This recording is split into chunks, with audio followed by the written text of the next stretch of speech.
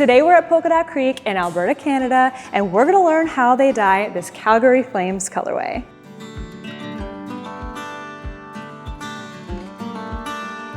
I'm with Allie, and Allie's gonna take us around and show us how to make a self-striping skein. But tell us a little bit about what you do here. Yeah, of course. So I'm the head dyer here at Polka Creek. I oversee all the self-striping, all the regular yarn that we do on a day-to-day basis. I help create our warping boards and everything to make our yarns. So yeah, I'm excited to show you around and show you the whole process. It's gonna be a lot of fun. Well, let's go do it. All right. So how does it start? Okay, so step one is in our back corner of our room. These are our warping boards where we grab giant cones of yarn. They come like this. Oh my gosh, it's like sparkly. Yeah, this one's a sparkly cone actually. Yeah, we have sparkly, we have fingering, we have DK, we have worsted weight, all the different weights. Nice. And we start with those, and we start at the very top part of this warping board here, and we have to go back and forth through the 16 rungs until you get to the very bottom, and then go back up. And that we have to do 16 times to make a 50-gram skein of self-striping. Okay. And then we dye them in batches of 13. Okay. So we have to do this whole process 13 times for one batch of self-striping. My God. Yes, it's very time consuming. We have the best girls in the world here that do such good work. This is Peyton, one of our back end girls who just does an amazing job. She's gonna do a little demonstration of how it is to do the warps. Okay. In a second. So tell me why you're warping it. Like, what does that do? So basically, the rungs tell us how many separations our yarn has. So this one's for a 4-striping board. Okay. So once you're done all the rungs, we place certain threads to show where the color changes happen. So on this side, we only have white threads, we call them. They're just natural yarn, which help the yarn stay not knotty while we're dyeing it, because we're dyeing 13 at a time. Right. And then on this side, every 2 rungs, you put a red tie, which means it's a color change so that all your sections are the exact same. Cool. Yeah. So once that's all done, we take it off the loom once it's all tied. Oh, and we have a brown thread at the top. That counts as a color change as well. It's just the beginning and the end of the round. Yeah. We take it all off and we do like a hand braid just to keep it all organized and clean until we prep it all together pretty much. You ready to go, Peyton? Yes. Perfect. Right. I'm starting up here. Go slow to start. This is slow. Yeah. She can go very fast. She's very talented. And then the bottom. And all the way up. It takes a long time to get this fast. Yeah, a lot of self-stripings to do this. Yeah. So this is all going to end up still being one big loop like it was originally? Yeah, this is one big loop of yarn. Okay. Yeah. It usually stretches from the beginning of our brown tables to the garage door. No I would bet this way. big loop. Yeah. What I do is I just split the yarn. Put it through. And then this is the start and end of the skein. Yeah, everything is color coded here as well. Brown ties mean it's the beginning of round. Usually red ties are our color change, and white and natural are just like organization strands. It's always really cool to see how many hands touch like a skein with the process and like how much work goes into one skein. I'd say anywhere between 5 and 10 people deal with our self-striping because of all the steps that it takes. But everyone is necessary to get it done. And then she's gonna take it off now. And she's gonna do our hand braid, which just allows it to not be such a big loop and keep it a little bit more organized and store it easier until it's ready for use. It's like a crochet. Yeah, It's like a chain, yes, yeah. And it's done, first step is done. Holy cow.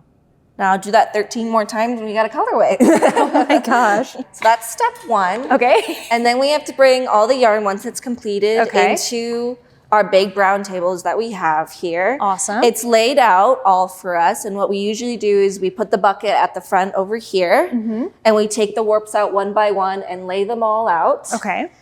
And line up our red string so that all our color changes are in the exact same spot. Got it. So this loop is actually as big as the whole back room, I would say. If we stretched it out, it'd probably hit the garage door. So it's a big, big loop. So once it's all laid out, all 13, this is actually DK, so there's only 6 dyed at a time. Okay. So once all the 6 are laid out, we put a bigger red strand around all of it, right here.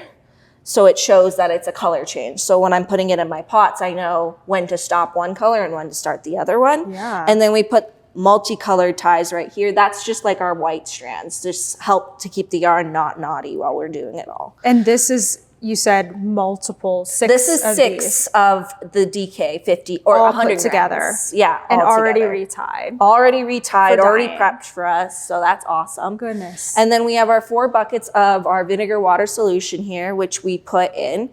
Every bucket gets its own repeat section. Okay. And it's from the red to another red usually. So my mom will put it in now.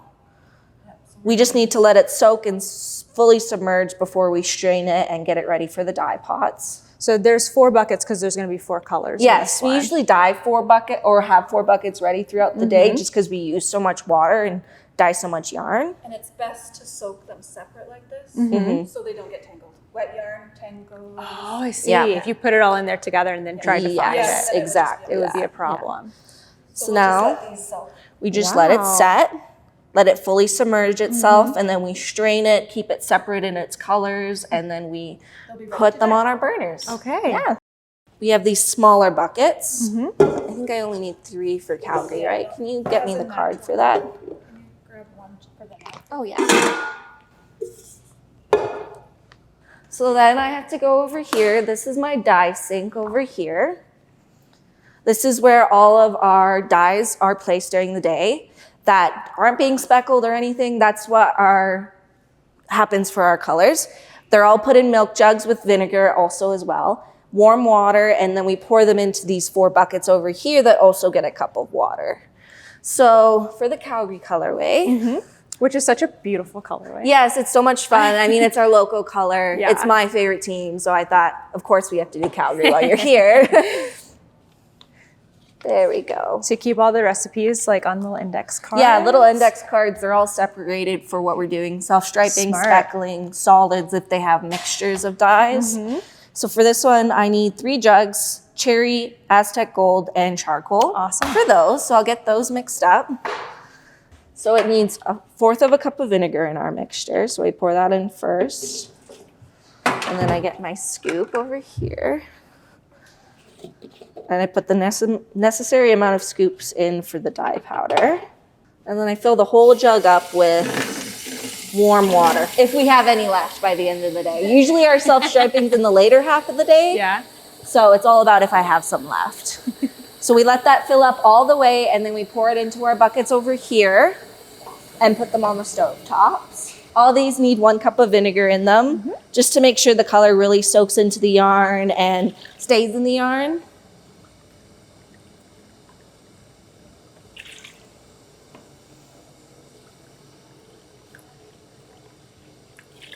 So I just need 3 there because one's a natural stripe, so it's not getting any dye in it. And while everything is waiting, I usually do multiple colors at a time just to make things faster for myself. So I'll mix the Aztec gold as well.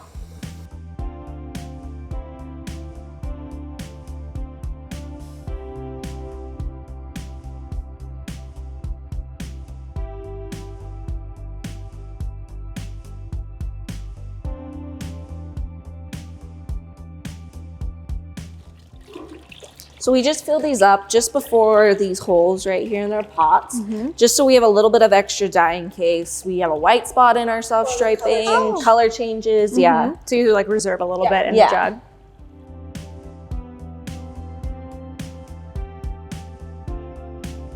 So those are our 3 colors done. My mom's just straining the yarn over here. Do you need a bucket? So you're getting squeezing it out Yeah, and squeezing then it. going into an empty bucket to Yeah. keep the sections. Exactly that. It's easier to transport it in a bucket because it's just so much Sure. yarn everywhere. You would like just drop it straight to the floor because Yeah. it's so long. Exactly. So she's just straining them, putting them in color sections just so nothing gets messed up, really. Yeah, I also remember our first time doing self-striping.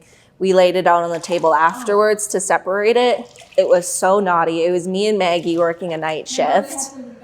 We left it overnight for our yarn whisperer to come in the morning. It was, yeah. Hence why now we need the other strings on it so it doesn't get knotty in the pots or anything, because you have to stir them constantly. Oh my goodness. Yeah, we had a little bit of a disaster. Okay, I'll lower these. You can explain. Alrighty. So are you two going to work together to do this? Yeah, this part. Yeah, I'll explain it while she does it. Perfect. Okay, so our color number 1 is our cherry over here. So we just lower in the sections until we reach our solid red line in it. And it goes from color 1 to color 4 over here in a circle. They all get heat up at the same time, except for the natural one, which doesn't get any heat at all. That's the color change right there. So we just stop it there and then load it into the next bucket.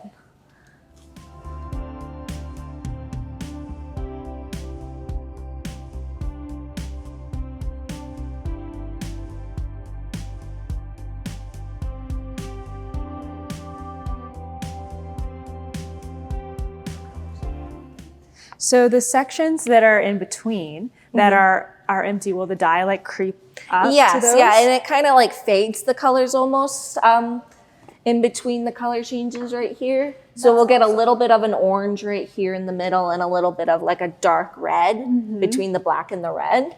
That's also why we reserve some of that dye back. Yeah, in case we get like a little bit of a splotchy spot or a natural spot. You can touch it up with your touch it up with the dye afterwards, And then we turn the heat up to the max and we just watch it, pay attention to the water, because once the yarn or the water heats up enough, the water will go completely clear. So that's when we know it's about done, and when it starts to boil, it's about done. You don't want it to let it boil too much or it might felt or get knotty with itself. So we just watch this now and let it heat up and just wait. Wow, yeah. Half an hour later and the water is looking clear.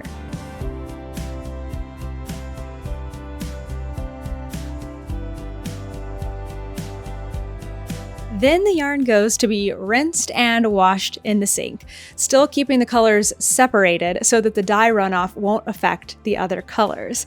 And this means that by the time the yarn makes it to your socks, you don't need to stress about bleeding.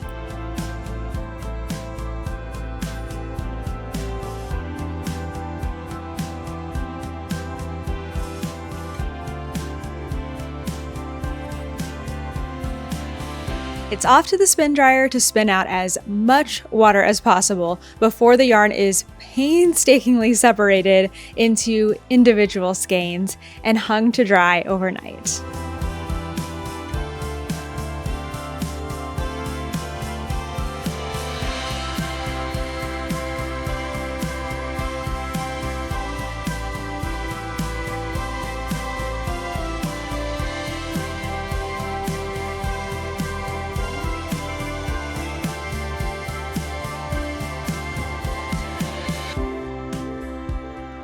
The yarn isn't quite ready yet. Since warping turned the yarn into one giant loop, it needs to be reskeined into a normal size so that it will fit on your winder at home.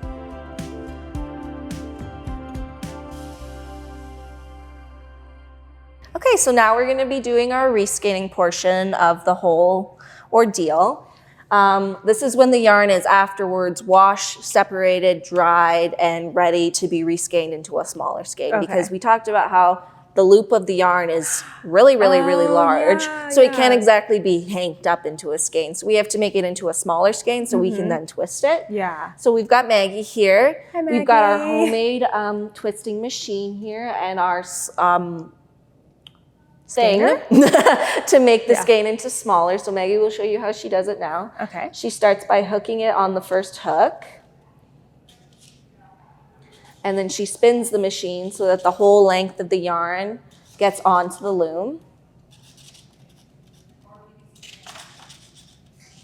So that's the whole big loop on that machine. Yeah. She has to go now and cut all the strings on it, the natural strings, the color changing, everything. Everything has to be cut off because it'll just snag while we're doing it. Right.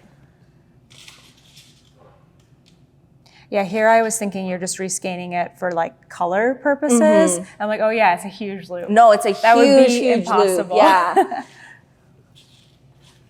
Not only impossible for us to twist, but impossible for other people to reskein or cake up at the end of the day. Yeah. So we can't do that, sadly.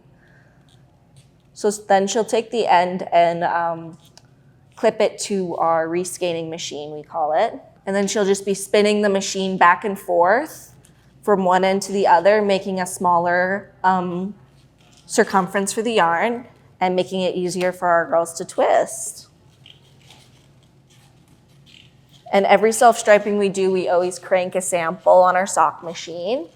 And that just shows the color changes and what it actually looks knit up like. And now I understand why you have the little like Finger gloves and everything, yeah. Because that would drive you crazy. Yeah, like, well, you get yarn burns because they go so fast. Yeah. So you have to protect your fingers in some way. Yeah. And then they turn into this smaller loop that we can turn into a hank. Peyton, do you want to twist this one up and show how you twist her up? So now she's just twisting the skein up, getting it ready to be labeled and everything. Twist it normally, tuck our ties in. And that's the whole process of self-striping. I hope you enjoyed getting to see behind the scenes of all the work it takes to make a self-striping yarn. Thank you so much to Allie, Shelly, Peyton, and Maggie for giving us this insight, and everyone at Polka Dot Creek for being so generous with your time. Thanks so much for watching, and I'll see you in the next one.